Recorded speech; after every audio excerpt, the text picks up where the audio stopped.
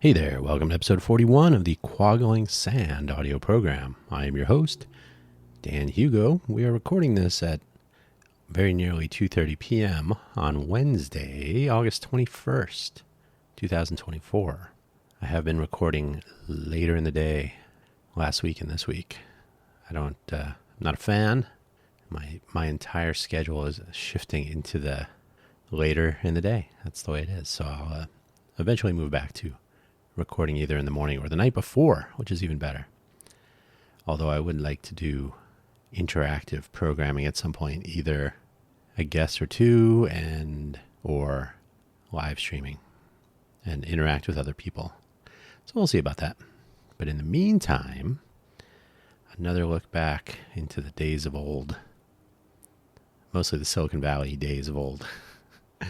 After 1993, when I moved to the I don't even know what to call it. I was going to say the oasis in the, no, that's where I am now. The adventure that was Silicon Valley, part one and part two. I think I'm going to touch on both halves of my Silicon Valley experience in an episode we call Chasing Incentive Stock Options. That sounds very exciting. Quaggling sand is a term I coined when I was very young, probably age 3 or 4 or 5, somewhere in there.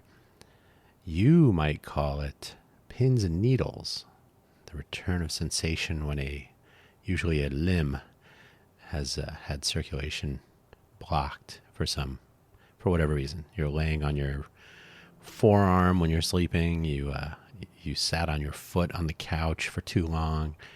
Maybe you're reading too much on the throne in the restroom, and you suddenly realize you cannot feel maybe your legs or your hand or whatever. And as it comes back, quaggling sand. Hopefully wherever you found this audio program, this episode at least, you're able to find the episode description, which contains the show notes and a few links. There are 4 extra links today. The 2 usual self-promotion plus 3 Wikipedia plus my LinkedIn profile. Why? Why would I include that? Well, you'll see. So let's read the summary real quick and get on with the show. I arrived in Silicon Valley in July of 1993, fact, and caught the beginning of a truly chaotic culture shift where money was handed out for bad ideas on napkins, mostly fact, and the best people were tucked into crowds of opportunists and actors.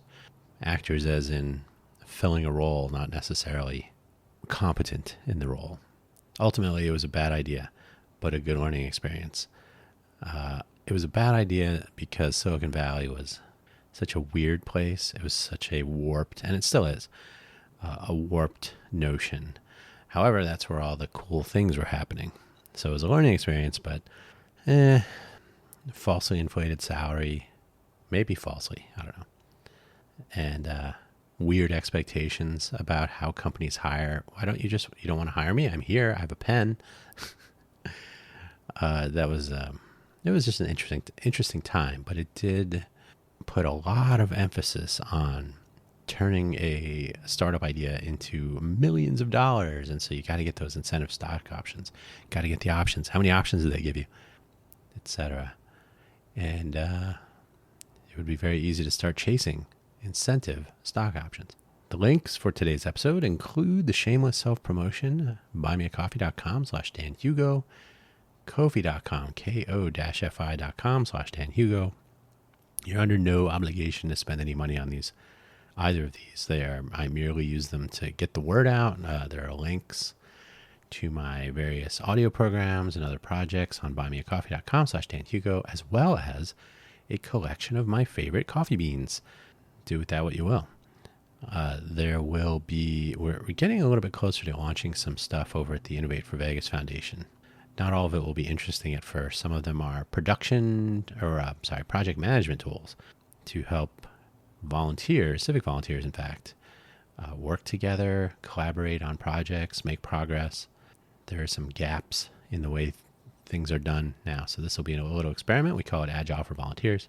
And there's Project Act, and then there's MyMuni, and then there's some other stuff. So as those become visible, usable, I'll add those because, hey, I'm working on them. They're kind of like my projects. ideally others as well.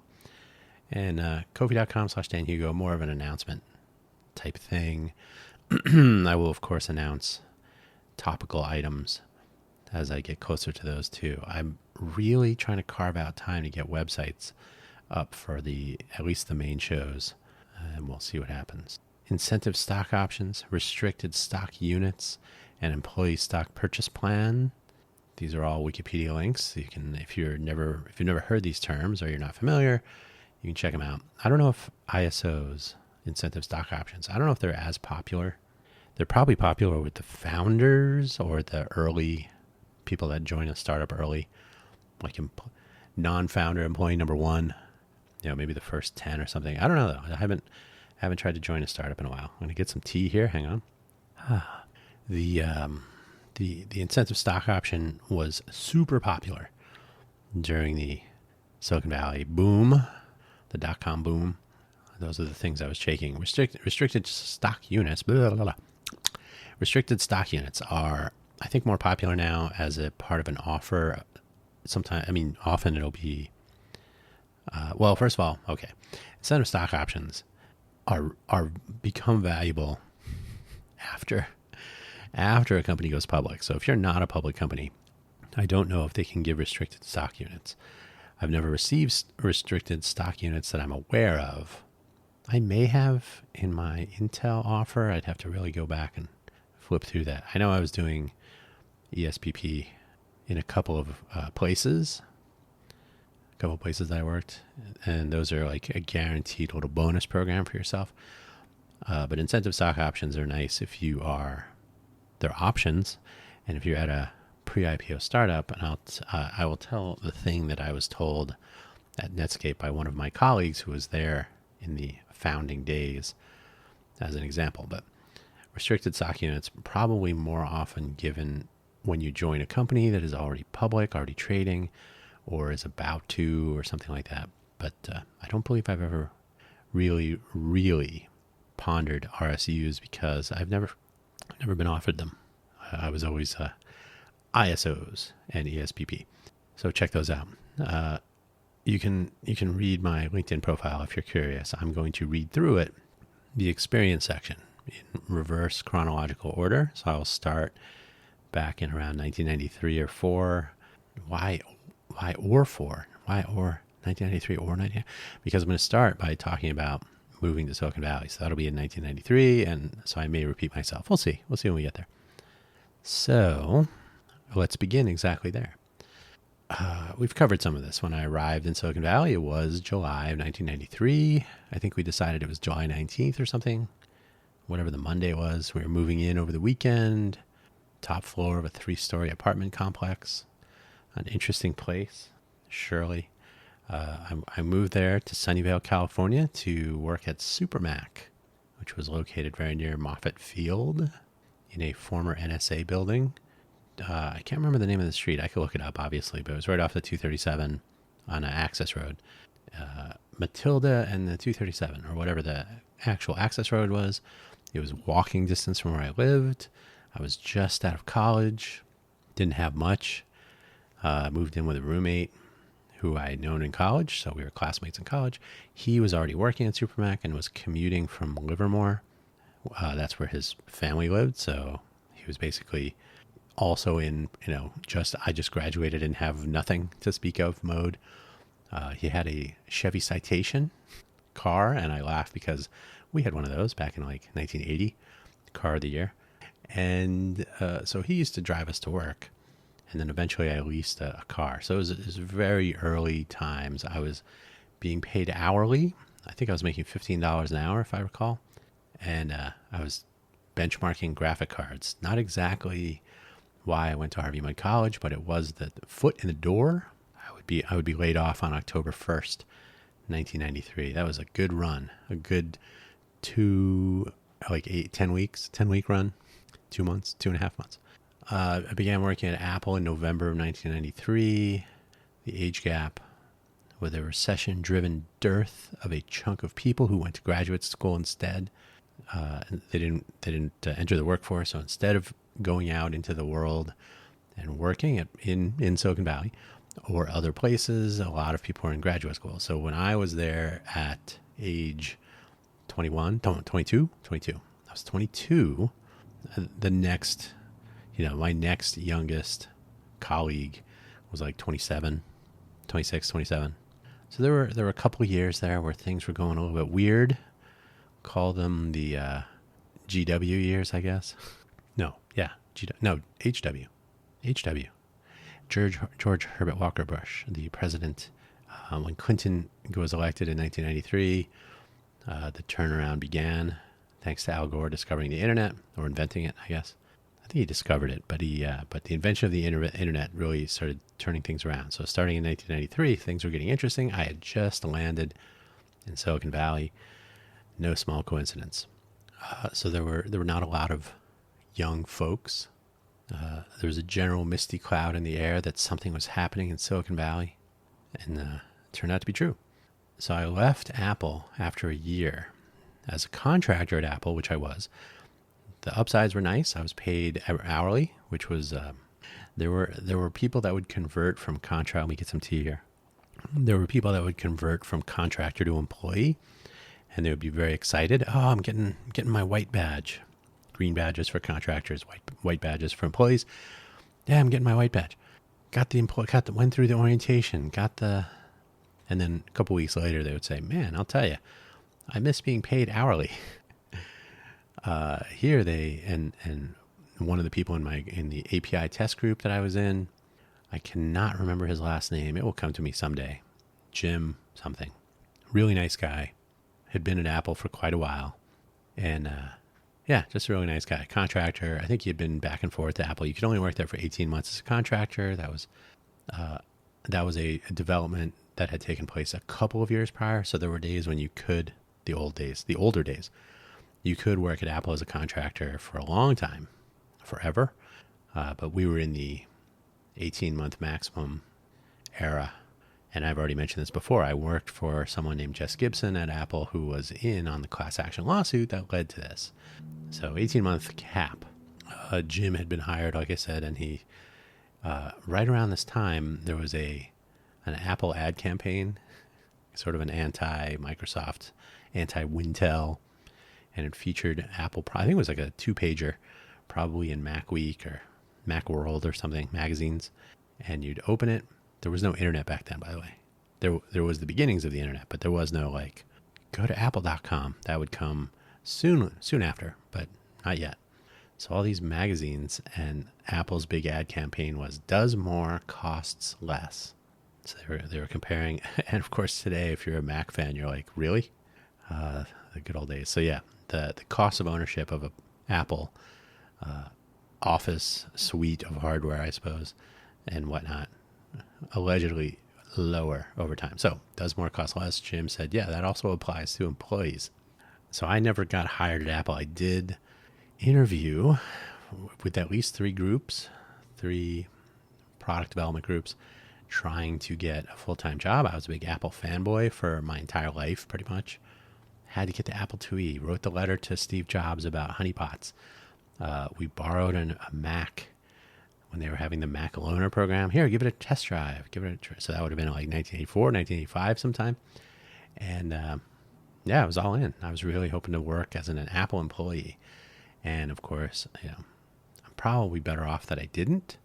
But yeah, my fanboy status was withering. As they say, do not visit the kitchen of your favorite restaurant. Don't meet your heroes. So Apple was losing its luster in my mind. I would go back, as I'll mention soon, I would go back and work in the Newton Group for 6 months on a contract. That was really interesting, but completely dysfunctional. So just stopping in to say hello worked out better. I spent a couple weeks looking around after I left, and this was not something I would do often. I left Apple without a job to go to, because often I would be asked, hey, you taking any time off before you start your new job? And you're like, yeah, Saturday and Sunday. But I did not have a job lined up after I left Apple. So I think it was about 3 weeks looking around. Some opportunities were coming up. Eventually I landed at Raster Ops. They were makers of video cards. Go figure. So I had worked at Supermac. I had some experience with video cards and whatnot, graphic cards. Rastrops was going through a merger with what would be called, or what was True Vision, and that's what the merged company would be called. So it is True Vision today. I joined as a 1099 consultant. My first time doing this as a contractor at Apple. No, technically I was a 1099 at Storm Technologies for 2 weeks. A gap gig, I guess you could say. So I've talked about that previously. I joined as a 1099 consultant, but with True Vision experience, they were experiencing some success. I was eager to accept a full-time job offer and receive a salary and some incentive stock options. I also got my trip to Japan, although I was still a consultant when I went to Japan. So that was interesting. Good times with Ron Wood, who I remember I said, "Hey, how do I charge for this? I'm when I do my invoice, I'm in Japan for a week." He's like, "You can put down 24 hours a day. I'll sign it." So that was his attitude, which was good. Ron continues to be an interesting character with whom I maintain contact now and then. So I was really looking for that full-time job. Ooh, stock options, great. True Vision, gonna go places. This is where the fun or disillusionment began in earnest. Prior, I was thinking, oh yeah, stock options, that seems interesting. But this, by the time I was at True Vision, Silicon Valley was starting to pop a little bit. There was some indication that, oh, things are looking interesting. And the notion of getting a piece of the action was exciting. So I'm going to do the LinkedIn rundown, or run up, start at the bottom. There's no real benefit to going into great detail here about each of the stops along my path, so I'm not going to dive deeply into each job. I've sort of done that here. I don't think I'll do this much discussion of each of the items, I guess, the elements of my experience.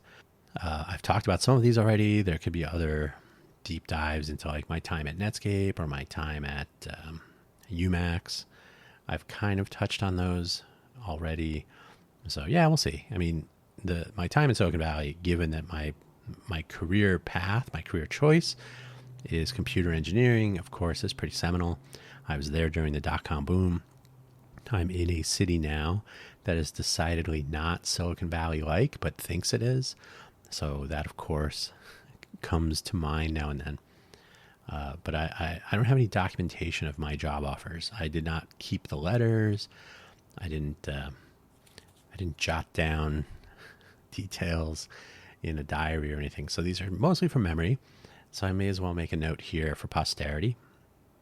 I'll listen to these in 50 years and think, who is that talking? My tea, by the way, is a combination of Egyptian licorice and spiced black tea. Just bag tea, nothing too extravagant, but tastes pretty good actually. So yeah, the rundown, I will point out, as well as chasing stock options, it's part of a general role for some company or entity that was itself enjoyable. I was really looking for a job that I would like. When I worked every time I worked at a job, there would always be some aspect of it that wasn't working. And so I was an early, even though I'm a Gen X, I was an early Gen Z. I just want to enjoy my job. So I would always be honest with management. I never gave less than 30 days notice if I was departing. I would have long discussions about what I would do, and it wasn't just me. I talked about this in detail in a previous episode. The time at True Vision, I was somewhat appalled at the way the engineering group was being unfairly, I don't know, but being most visibly, but definitely it was visible to everyone in the company that engineering was getting the softest treatment, the biggest perks, free lunches, catered. The cart of food would be pushed through other groups because engineering was in the back of the building. I spoke to the accounting people at one point with whom I was friendly, and because I had to get paid every once in a while, so hey, are you guys doing a check run today? No, but we'll handwrite you a check, Dan. So it pays to be nice to everybody. But the take home These were people that were like, "Oh, engineering getting free food again," and they're making sure we all see it. So these were grumblings that didn't get passed along. And I told the president of the company, the CEO, I guess, whatever his title was, Lou Doctor, and I've told the Lou Doctor story already. Hey, this is sort of you're leaving a bad taste in people's mouths. So I was the guy who I was the employee who would tell management from the ground, like, hey, you might want to take a look at this. And this, I think, started because I was on friendly terms with the person that hired me out of college, with whom I would work in other places. Yeah, it just didn't seem to me that I should be sitting in my cubicle fuming or watching other people do the same. Like, wait a minute, work should not be frustrating. Everybody's doing their part. My theory was if engineering was the only the only group here and getting free food, that would be, I guess, a little bit more fair. But at the same time, that wouldn't last very long. Nobody in engineering is going to be busting out accounts payable and accounts receivable tools to keep the company up and running, or much less doing assembly. We had an assembly line in the basement or the first floor building, not basement. We had all kinds of stuff going on, and engineering received a lot of the perks. So anyway, the stock options are just another kind of perk, and so you would, of course, make an offer to a candidate, a potential employee who was in demand, and you would pack it with, like, hey, we'll give you a reasonable salary and a million stock options. Or if you were joining a startup, an unreasonably low salary, but 2 million stock options. And so that was the sexy part. Ooh, I can get a ton of options. And then all they have to do is go public and they'll convert to money and I will, yeah. So that was getting to True Vision, trying to find a job that was good, not getting laid off. Apple was an extremely frustrating place, mostly because of the fandom, the internal fandom. Very annoying. That's why I'm glad I didn't actually get a job there. And it was an interesting time to search for a job that's actually good because there was so many jobs. I used to say that my favorite one was some headhunter called, left me a message on my answering machine and said, hey, I set up an appointment for you tomorrow. Show up at this address at this company. Ask for so-and-so, blah, blah, blah. So they already did the interview for me. All I had to do was go. I'm like, they don't even ask if you want to interview. They just, they expect you to I didn't show up. I didn't go. It was not interesting. I already had a job at that time. But I did. I will insert my I don't know if it's just a bit of a truism. How about that? The best day to begin looking for your next job is the first day you begin your new job. Because you never know. You never know what's going to happen. So let's jump over to LinkedIn and see what's going on. What did I go through? Okay, I paused there while I rearranged some windows. Got the LinkedIn profile up. And again, you can, I believe if you are not logged into LinkedIn or if you are not a user of LinkedIn, first of all, good for you. I am not a fan of LinkedIn. It is at this point merely a place to keep my online, it's not even a resume. It's more of a, well, I'll say when you add experiences to LinkedIn, one of the things that was nice back in the day when they first started, I joined LinkedIn right after they launched. So 21 years ago, the nice thing was that when you put that you worked at True Vision, it would say, oh, do you know these other people from True Vision? So it was a built-in classmates feature, right? Like, oh, here are the 25 people that joined LinkedIn recently that used to work at True Vision. So you add. And then they could see, oh, you worked at True Vision. I must know you. Or, oh, we have 12 people in common that we know. Even though I didn't meet you directly, we did work together. So there you go. So that's the only value to me at this point. And it's interesting to see how many, if you do not use True Vision, I will simply say they provide an icon next to your entry for experience at a particular company. So it'll be the company logo. And it's interesting to see which logos have turned into a default little abstract art square. So yeah, let's begin. So way at the bottom, July 1993, MTS, member of technical staff at Supermac Technology. I think it might have been Supermac Technologies, but who am I going to ask? No stock options, worked hourly. QA tester at Apple. That's kind of a simplification of what I was doing, but why not? I was a contractor through Audia. Worked there from October 93 to November 94. The Silicon Valley mystique was beginning. 1993 was when venture capital kind of caught on. Like, oh, we could actually just inject a bunch of cash into a bunch of bets, and some will pay off. And so, as long as we net profit from all this, as long as we make more than we lose, we can place bets all over the place. Very roulette style betting. Roulette is a bad game. Don't play it. So on to True Vision software engineer, December 1994 to October 1995. Not quite a year. I thought I was there for a year. I went to Japan in May of 1995, of course, obviously, as an employee. So I started out as a 1099 consultant. Then I got moved over into engineering, and I was offered a full-time position. I moved over to engineering after getting before. So I moved into engineering as a consultant, and then because I was I was about to be hired, but I was going to Japan to do this deal with the Target 2000 and DV Pro with Sony and so on. So they sent me with Ron Wood, Asia Pacific Sales, and we did our thing with Sony and whatnot. And then I received a job offer with stock options. I had high hopes for True Vision, so that was very exciting. Departed with those not worth anything. Went to Apple as an ARM C++ software developer kit tester. So I worked there for 6 months, contracting, of course. That was actually fun, and it was really interesting to learn the innards of the Newton. The Newton was a big game changer that ended up not being a game changer.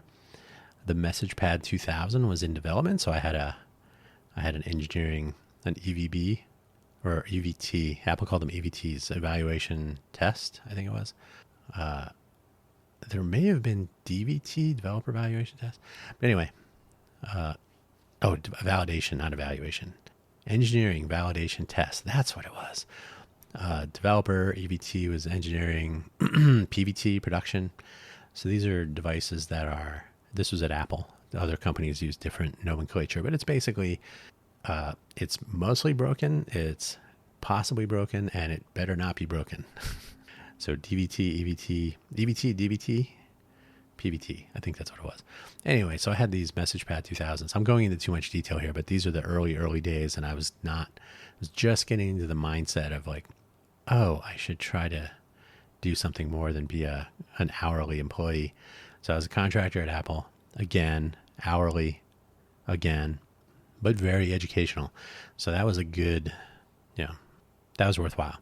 But I was drawn away, and here's where it really gets, this is where it happens. I was drawn away from the Newton Group by the person that hired me out of college to go work at this German company called SCM Microsystems, working on smart cards, smart card readers, smart card interface technologies. Of course, today, most cards have a chip in them. Chip cards, smart cards, ISO 7816 compliant smart cards. So this was also very educational, and it was a good experience. But the offer came with, hey, why don't you take a full-time job doing something you don't really like, but you'll get a ton of stock options because this company will go public. I was like, ooh, that sounds fun. They didn't go public while I was there. They would go public many years later, and then most of the founding engineering team in East Germany, which was now Germany, bailed like very soon after. That's how much they loved it. They were exactly, they were out. Oh, I got my options turned into, they were fully vested. Obviously, they were found. I got my payout. Now I'm out. So I bailed on SCM Microsystems to go to Netscape. My classmate, Dave, and his dad, Phil. If you've ever heard the saying, there are two problems in computer science: cache invalidation and naming things, and then the variant and off by one errors. That's Phil. So that was Netscape was a who's who of nerdy. So I received an offer to be an employee.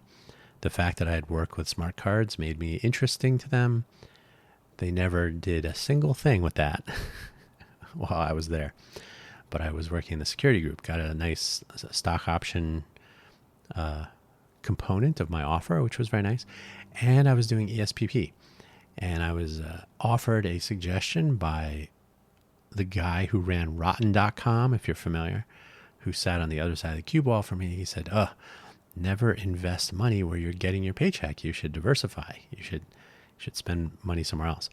I said, well, I mean, ESPP is guaranteed 15%, I think it was, the way that you put money into this fund, and then during the window, I think it's twice a year, they buy stock at the lowest price across at the beginning and the end of the window. So over a 6-month period, if the stock was at $1 and $2, they would buy it at $1 minus a discount. You would get it at $1 and you could sell it the same day at $2 or whatever it was. So it's like, but he was really adamant. Like, you're getting a paycheck. Why would you risk your own money? Because of course, the stock could be low. If it was $2 and $1, when they buy the stock, it'd be at $1. But if it's still at $1, you're only making your 15%, which is not bad. But he was of the opinion that you should always diversify. So I took that.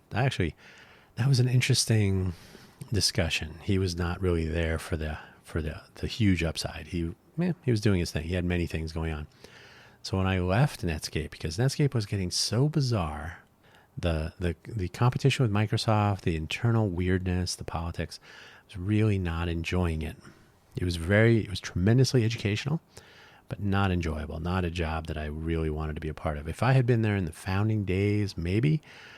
The other weird thing, and this goes to the disenchantment with stock options.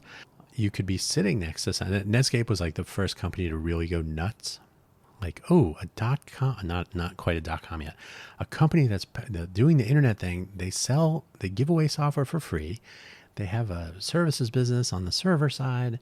They do this, they do that. Very strange, very unusual. And Microsoft is now catching on. And crazy stock when they went public. And so everybody that was working there went ballistic on personal wealth.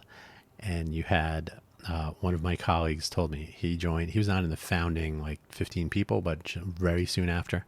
And he said, "Yeah, I bought my ISOs for 11 cents each, and then when they went public, they went public in the tens of dollars range. So it was 100% profit. Their stock went up.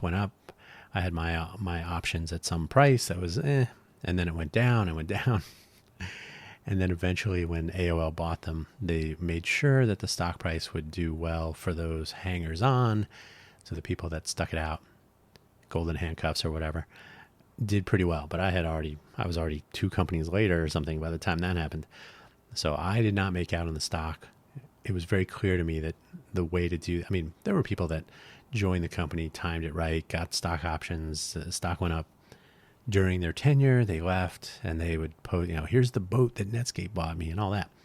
But yeah, stock options were not, to me, not something to join a company for. It was something to derive from joining a company, or at least joining before they went public, be a part of the founding group, build the company. Then I think you're entitled to some of this big take.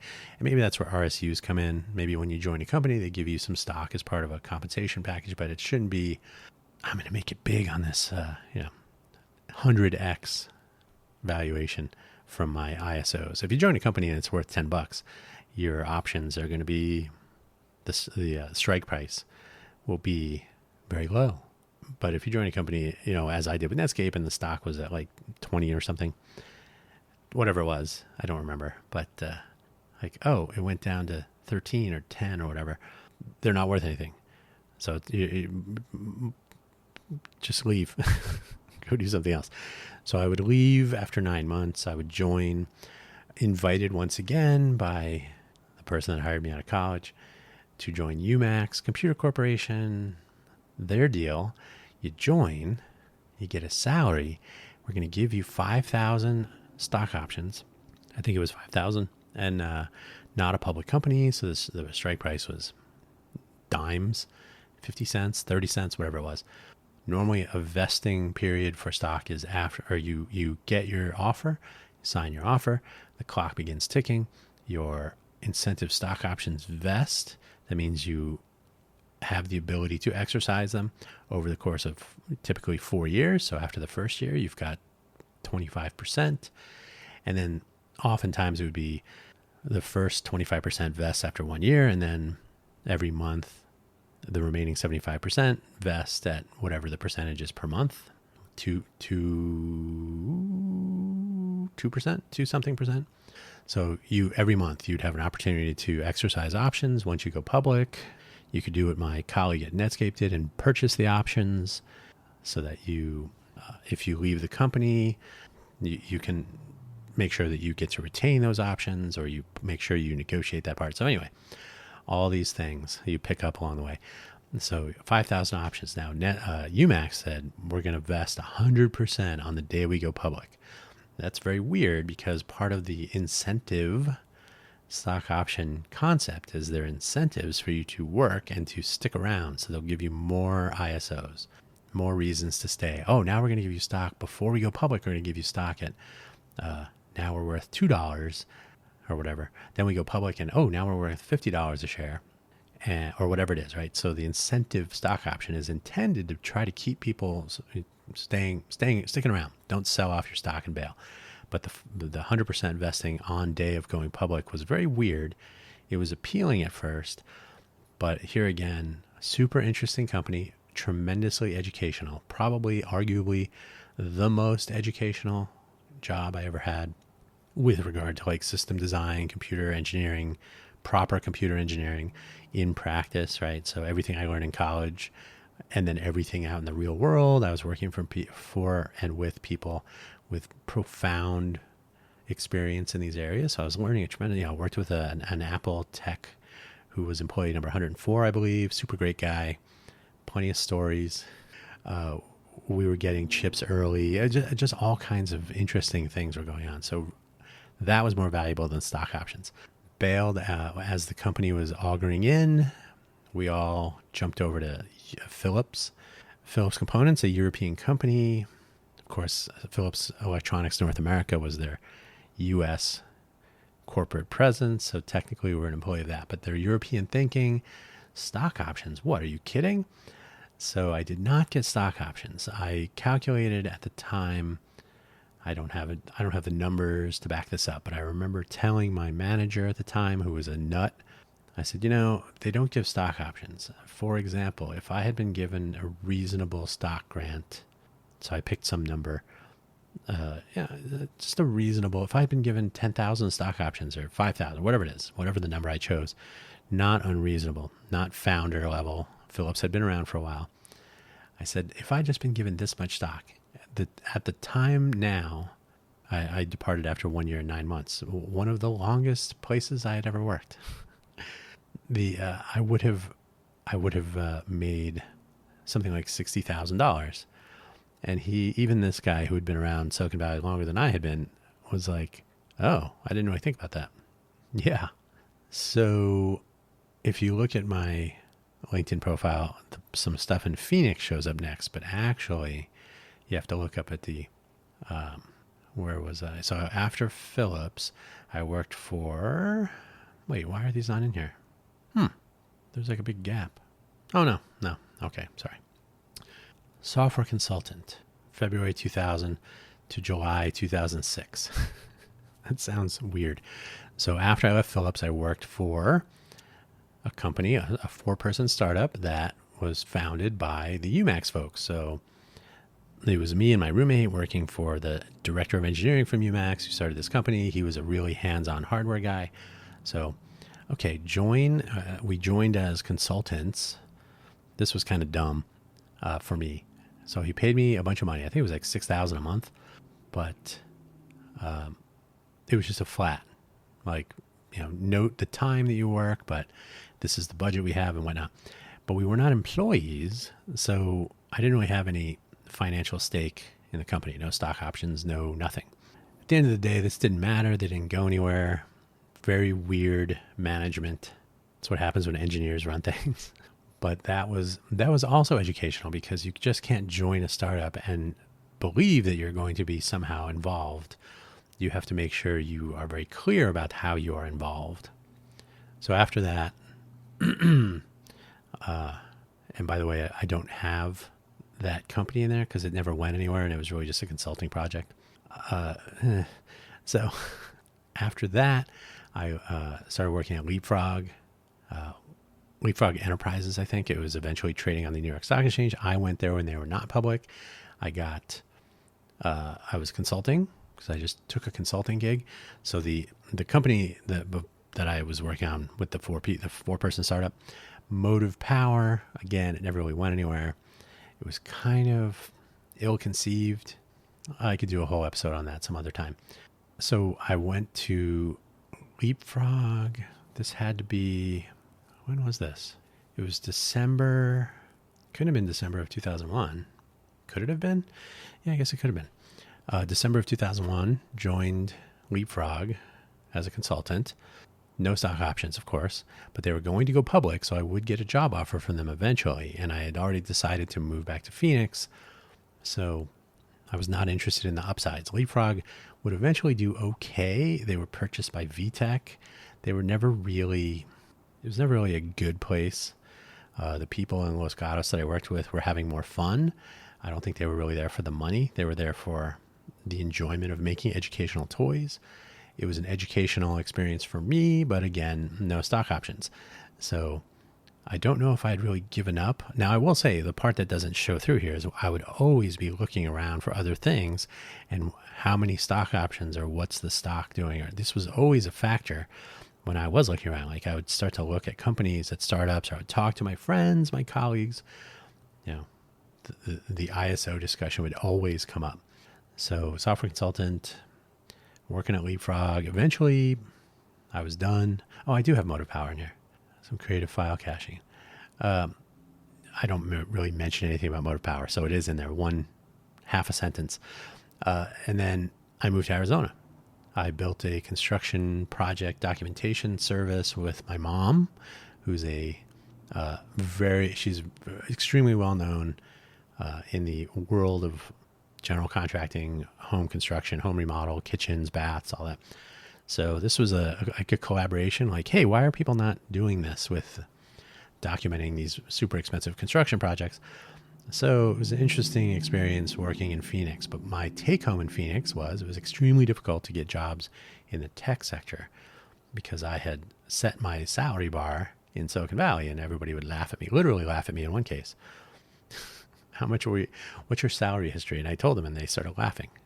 Like, I'm not asking for that here. That was in Silicon Valley. Cost of living was 2x what it is here. But yeah, I was still very money centric. And if you ever read, what's his name? Anthony Bourdain, Kitchen Confidential. He says in there, I think it's in, yeah, he says it in Kitchen Confidential. He may say it in Medium Raw also. Media Raw, the follow-up book. He said he would always take a chef's job for the money. So he never grew as a chef.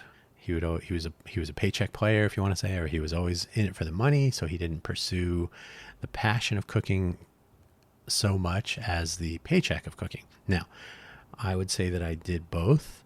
I was definitely interested in options and what's the package. And that was implanted in my head, by the way, by that person who hired me out of college. So kind of annoying, but yeah, always look for this and always get that. And it's 75 and 5. What's that? Oh, that's your annual salary in thousands and your stock option grant in thousands. So he would throw these numbers around like that. That became like just the standard thing. You have to get salary plus stock options if you're going to a startup. Now, that is not untrue, but if you're just joining a startup for that and not considering, as Anthony Bourdain describes, like you have to be able to grow in what you're trying to accomplish. If you're just going for the money, you have to be very honest with yourself. You're just going for the money. And I had been lucky because I was going for the money, but I also learned a tremendous amount during my my wandering in the desert of Silicon Valley. So I can't say that I didn't come away with something. I never came away with a big stock option win, but somehow I stumbled through a lot of useful jobs, maybe by accident. Working at UMass, tremendously educational. Working at Netscape, extremely educational. Met a lot of very interesting people at a seminal time in the development of the internets. We saw Web 2 in its early days before it became Web 2, Web 2.0. So even working at Leapfrog, educational toys, very interesting to see how that worked, the dysfunction, the disconnect between true believers that want to build things for kids and the business people that want to make money on that. So still interesting, but never. So I guess my incentive stock options were not financial. They were educational, perhaps. So I moved to Phoenix. I was there for a few years. I ended up working for Salon. So we had Home Information Systems was a startup that we were trying to do in Phoenix. Really good reception. Not a lot of people that would be our customers, the general contractors of homes. They didn't see the value until they needed the value. So a couple of wins where like, oh, because you had those pictures, this saved us millions of dollars or whatever. There were a couple of those, but mostly it was we were injecting ourselves into a workflow that had been around forever. So good learning experience, not a stellar outcome. Moved back to Silicon Valley for version 2 to work at Salon Media Group. This would be my only .com that I ever worked at. They gave me a salary. They may have made something like an RSU grant because it was already a public company, but their stock was not worth anything. They had exactly one profitable quarter in the 10 years that they were public. I think it was 10 years. So ultimately not worthwhile. They were being kept afloat by cash injections from some of their initial and ongoing supporters that had a lot of money, liberal voices. So Salon was my path back to Silicon Valley to try again. We would start another company called Troubleshot, which was going to, I don't know, I didn't pick that name. That was going to be micro reviews. And there actually there's a place for this today that might be very interesting. But back then, we had some seed money that ended up falling through because 2008 was looking to be a very bad year for everyone, as everybody knows now. So this was right in the 2007, 2008 timeframe. So of course, founder shares, yay, complete collapse of the financial marketplace. The Great Recession, as it is called, yeah, it didn't go well. So eventually I would take a job at Palm, once again as a member of technical staff. MTS. I was working in QA because I knew the person from the Newton group that hired me. So they gave me a stock. Stock was in there because Palm was already a public company, but it was going through its whatever drama. They may have been RSUs or ISOs. I do not remember. But here was the deal. Finally, I was working for interesting, kind of fun. Obviously, having a paycheck again was convenient and comfortable. But I didn't look at this as a company that there were people that the U2 and the rich folks who were I cannot remember the name of the something partners that were investing in tech companies from entertainment. I should have looked that up, but it's not material. So I didn't join Palm chasing stock options. What I did get was a nice bonus for something that happened during my tenure there, saving the product. So that worked out well. So then it was more of a, this is really interesting to be able to work at a place where I'm not thinking about stock options. And again, even though most of the jobs that I've had did not include stock option possibilities that were amazing, none of them really paid off when they were reasonably amazing or interesting. But I have to stress that all throughout this path, until I kind of figured it out, stock options were always something I would ask about. What's the total compensation package? I was not the only one. This was par for the course. This is how you would employ people in Silicon Valley when, we can't really pay you a competitive salary at the moment, but we can offset that with stock options. And that's where California actually had a minimum wage law that included exempt employees for a while. It was in the early 2000s. So that if you were an exempt employee working at a company, but you ended up making less than minimum wage, then they were subject to penalties. And the problem is if you filed a complaint, then you would be one of those. It would be difficult to get a job. So this did happen at one of my employers at the time. You can probably figure it out. The number of hours I was spending brought my net hourly wage below what the minimum wage, right? So yeah, those were interesting times. So Palm was there for 9 months. The products did not go well. It became a very weird place. I met a lot of interesting people. Another very educational time. Financially, great. Not earth-shattering, not life-changing, but it worked out nicely. But very, very, very educational. So we departed, we being me, formed a media company called Radio Sunnyvale with someone I had met in a Leadership Sunnyvale program. And we were a local media company. We were the only local media company in all of Sunnyvale. And Sunnyvale was the most populous city on the peninsula. You know, it was basically San Jose, San Francisco.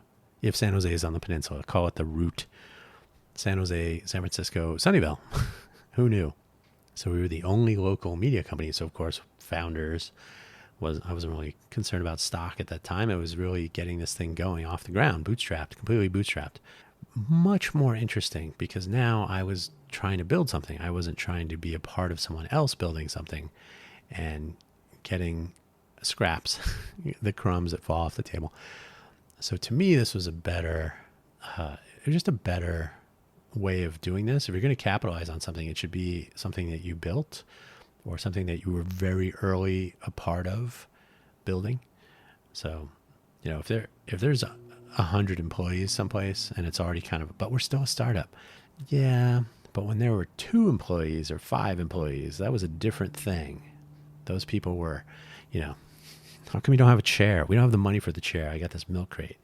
People that were true believers, that's a different case than, oh, I'm joining your company. What's in it for me? Right. So I really started realizing that through this little journey. BTP Times was an attempt to continue what we started with Radio Sunnyvale, but because we weren't making money and the economy was still only barely recovering in general, it was a tricky time, but I was offered an opportunity to build a local radio station by the person who started the Stanford radio station. He said, we could do the same thing here. I got buy-in from the city. We had locations to place antenna so we could have a different, because low power, got to be low power to avoid licensing and so on. So we were literally going to put these up, but because the market was so sour and risk averse, it didn't really make sense to publish or to push the radio component. So instead, we were looking at, I called it regular DB, a hyperlocal content management system where service industry folks could publish this is a pre-Facebook profiles. Facebook was around and everybody had a cell phone because the BlackBerry was on the back of every bar and everybody had one in their pocket. Then the iPhone came along in there somewhere and suddenly everybody's connected with real internet. And so why not make your public profile as a service industry person visible so your regulars could find you? And everybody loved it, and it would be paid for with hyper-local marketing. And it actually gained appeal. There were people interested in pursuing this. So it was a tricky time, though, again, because we were just coming out of this recession at this point, or things were starting to look up, but very, very tricky. So some other things, BTP Times, by the people times. It was all about enabling people to partake in conversation and whatnot. And if you look today, one of our projects for Innovate for Vegas Foundation, My Muni, for my municipality, my community, not exactly the same, but this, similar underpinnings, like the notion of involving people in better ways than trolling and ranting on discussion forums or third-party platforms. So that was an interesting time, but ultimately not a great time. I took a job at Jawbone for the same people that were at Palm. So they jumped over to Jawbone as Palm was falling in on itself. Jawbone was literally down the street from Palm. Like you could walk in 10 minutes to Jawbone. Where I lived at the time, I could walk to Jawbone through a field or around the field. So we're talking 10 minutes or 20 minutes. But yeah, so I could work at Jawbone. Jawbone was a little bit more chaotic, more of a kind of a startup. But because Jawbone, formerly Aleph, had been around for years making Bluetooth headsets, they were trying to be kind of a re-startup. There was some stock involved in my offer. It wasn't the reason I joined. The reason I joined it was because it was kind of interesting. I had spoken with the manager I had at Palm, so he wanted to hire me again. You're going to be in QA, but that's only your title or whatever. That's for payroll. My job was much more. It was to implement a quality control manufacturing system, all the software tools and process, to move a factory from Guangdong in China to Mexico, to either move it outright or to duplicate it. So we basically started doing some quality control analytics on the production going on in China, discovered a few things, helped to improve some of the tools. So I did a bunch of cool stuff, but I never really pondered the stock option thing. They were in there. There was some sort of a stock upside, but I stopped thinking about it by this point, which was probably good. So this, my second journey through Silicon Valley, when I returned to work at Salon, stocks were no longer the focus. So during my first tenure, my first, tour, my first tour of Silicon Valley, I got really wrapped up in that. And like I said, even though I didn't end up getting jobs with these massive and ultimately valuable stock option offerings, no big stock grant that bought me a house or anything, but it was always something I was chasing after. And this, I think only dumb luck led me to jobs that were, instead of being stock option based, ended up being career and education valuable, right? I didn't get value from stock options of UMax because they collapsed. They didn't actually go public. So 5,000 stock options didn't vest at all and never did, never would. So chasing the stock options didn't mean I ever caught any. But I did because I never really got anywhere with that chasing. I eventually did say, you know what, this sucks. I'd rather get jobs that I like. So Jawbone was interesting.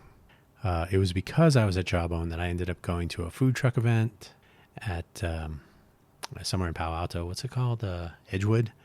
I went to Edgewood Eats. The person that worked at my credit union said, "Oh, if you go to this place, Edgewood Eats, you can see a friend of mine just started a food truck called Big Shrimpin'."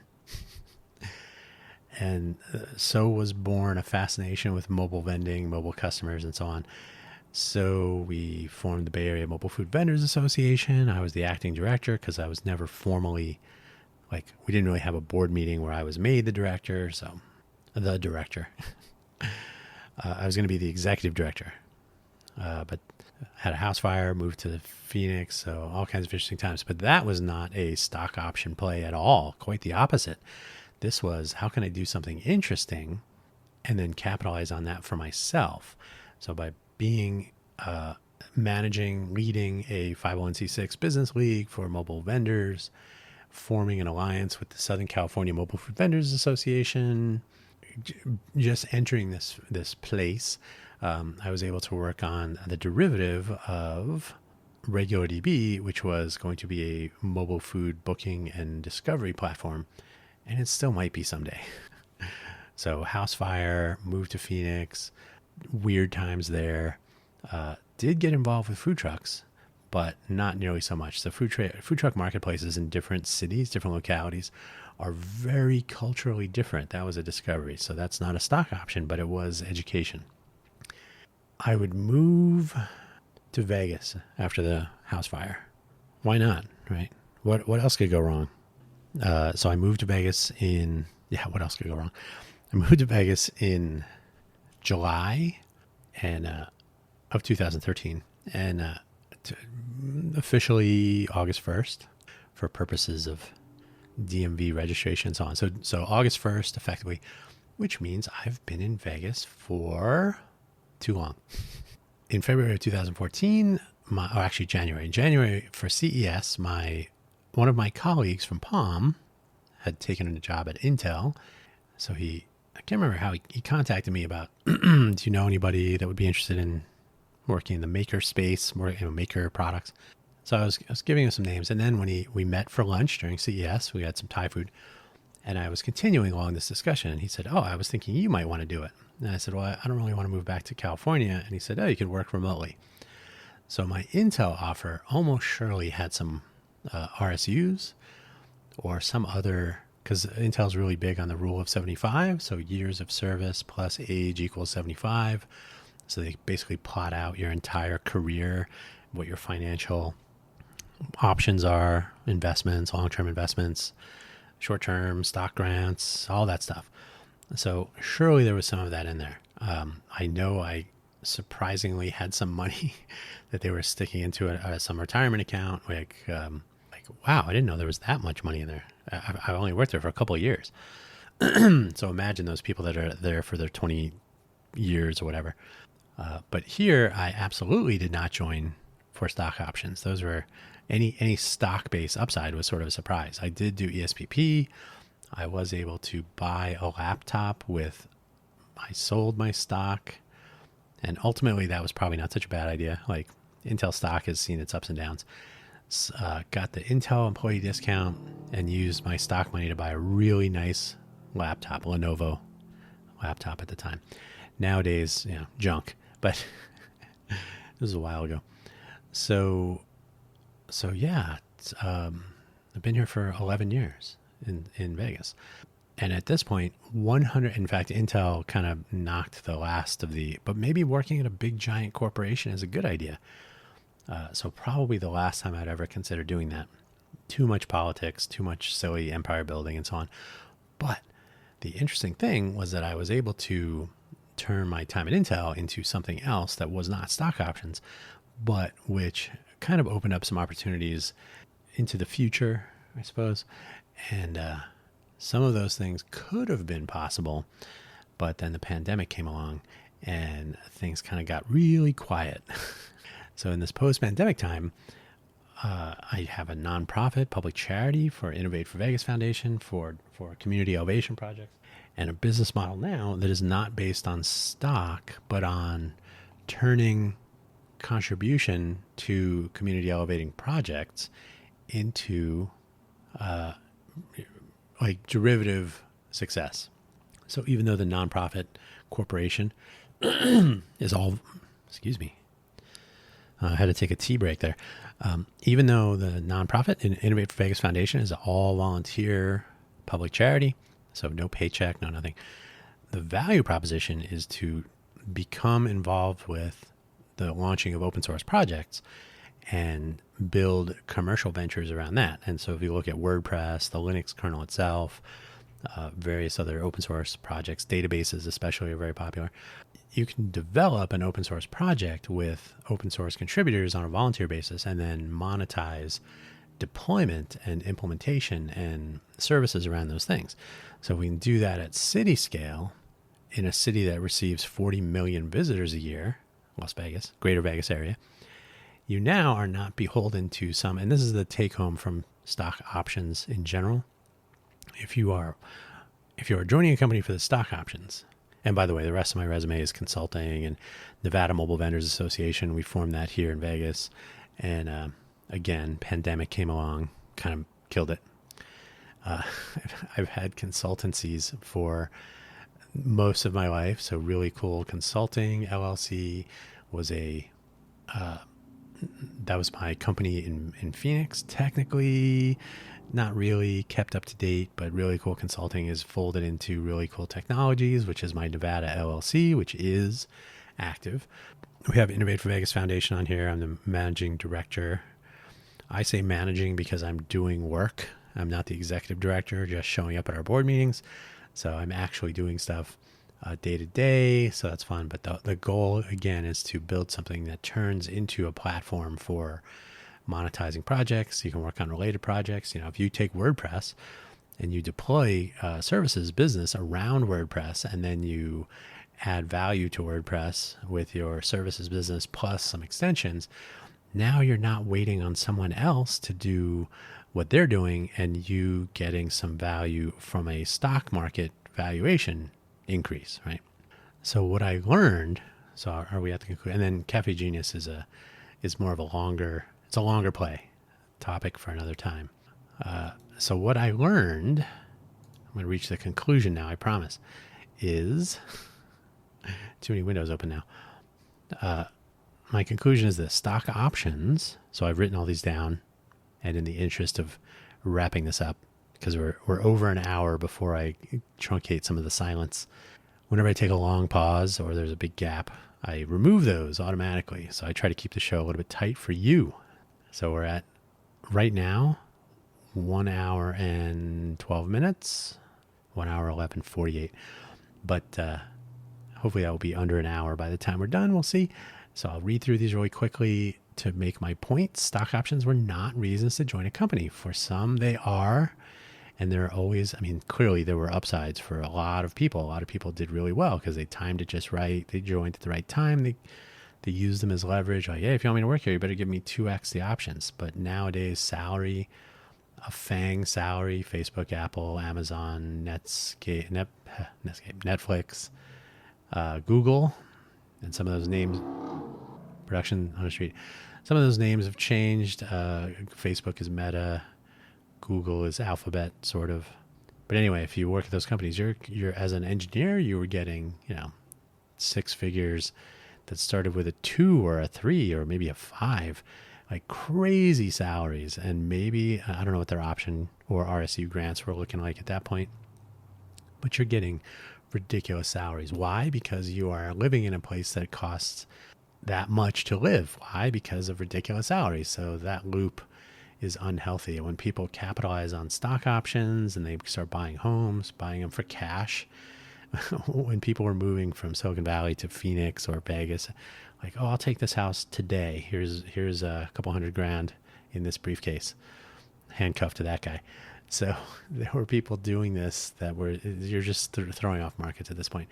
So you're not really, especially if you joined a company, got stock options, exercised them, and got out, didn't really do anything. That's where some of the marketplace got really broken. So Silicon Valley really kind of tweaked the way people set their expectations for salary and their expectations for why they would leave a company and what they would expect when they leave. Like, oh, I want to cash out. I was at Google for 6 months. I didn't do anything, but I really want to make my $25 million, so, whatever it is. So if an incentive stock option for a normal employee is what people were aiming for, then their goals were very different from mine. This is what I would eventually discover. I did, and again, so the person that hired me out of college planted this seed in my head that, oh, you should always be looking for stock options. You should always be, what's the salary, the base, you got to get insurance, you got to, so he was really, and not that that was bad. It wasn't like an evil hand-wringing intent, but it was setting his goals. And my goals were to, the reason I became an engineer was to learn and to pursue ideas, convert ideas into things, and so on. Founder shares are a different thing, though.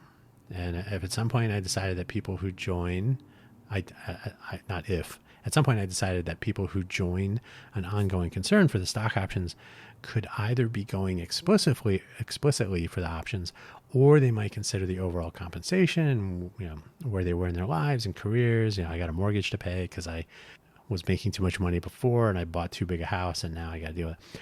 Or as with Intel, the job was more interesting than the enumerated details of my offer letter. I can't even tell you what was in the offer letter. Like I said, I will tell you this. Intel, being the big company it is, they do these quarterly bonuses and things. I received some sort of a bonus because I made a pit stop on my way from Oregon to Vegas. I was at OSCON.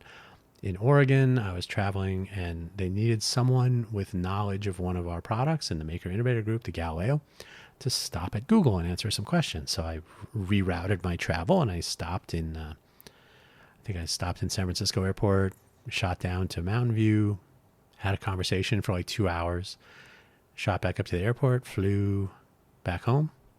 So it was literally 6 hours in Silicon Valley. Didn't even go to the home office in Santa Clara. So in and out. And that showed up as an item for bonus because the sales organization that I was helping out gave me credit for making this trip and the resulting sales that came from it. So look at that. There's a little bit of bonus money. So I didn't do that for the bonus money, but money would just sort of appear. And this is an interesting thing because now the money, and there were people at Intel, let's be fair, people at Intel that had the stock price on their, somewhere on their computer screen, either either in the tray of their Windows, whatever machine, or a desktop widget or whatever. There were people at Intel that were all about that stock price because they were getting value from it in whatever way because of the financially oriented offer and rule of 75 and all that.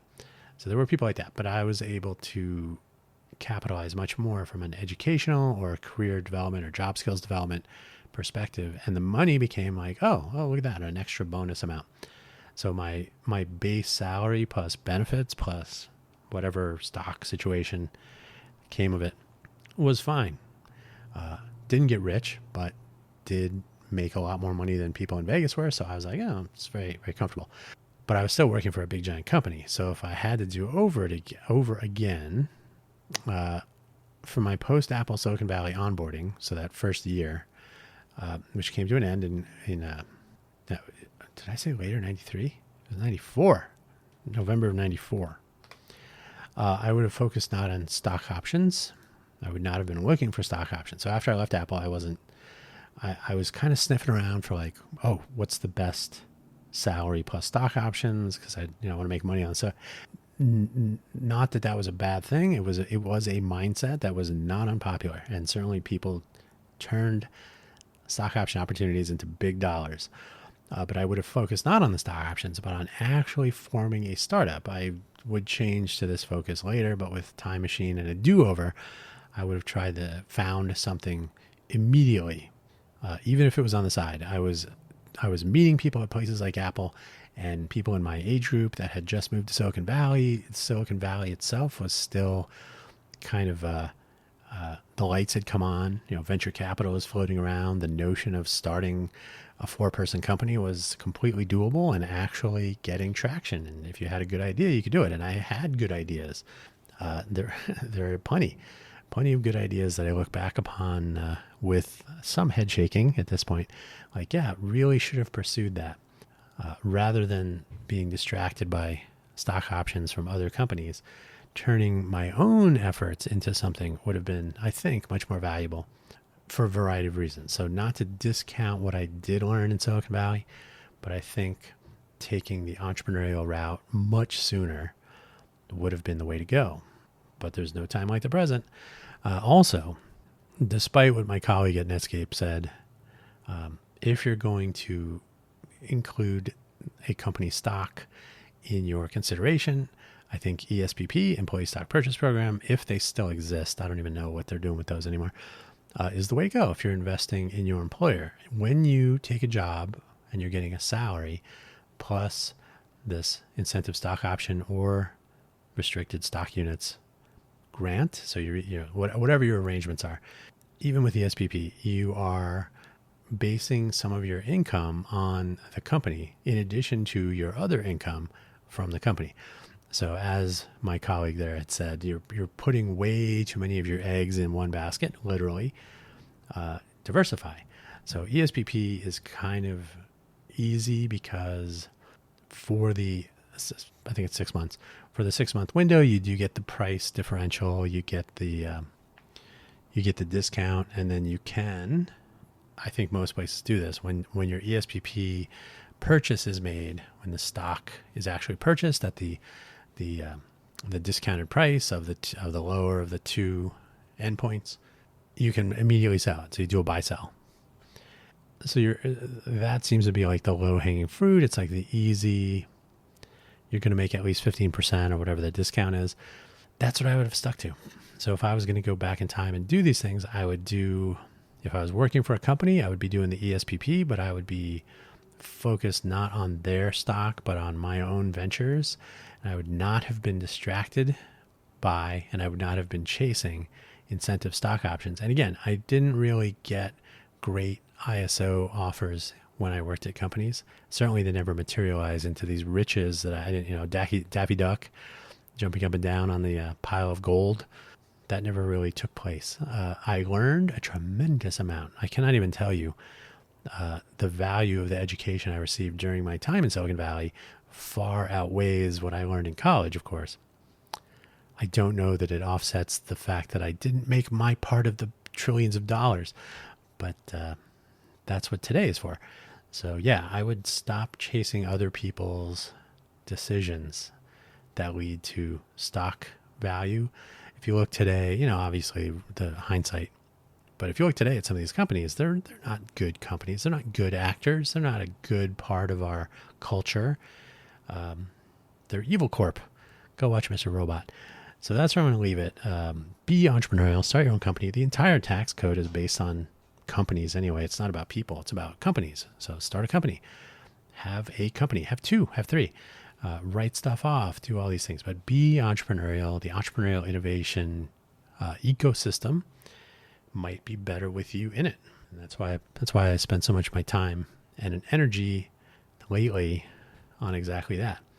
So I think while I did not, it wasn't a life crushing decision to try to pursue stock options and then not get much from it, because I did learn a tremendous amount along the way. Again, last word on this, I would have pursued my entrepreneurial ideas with profoundly different levels of attention, focus, and scrappiness, I guess you could say.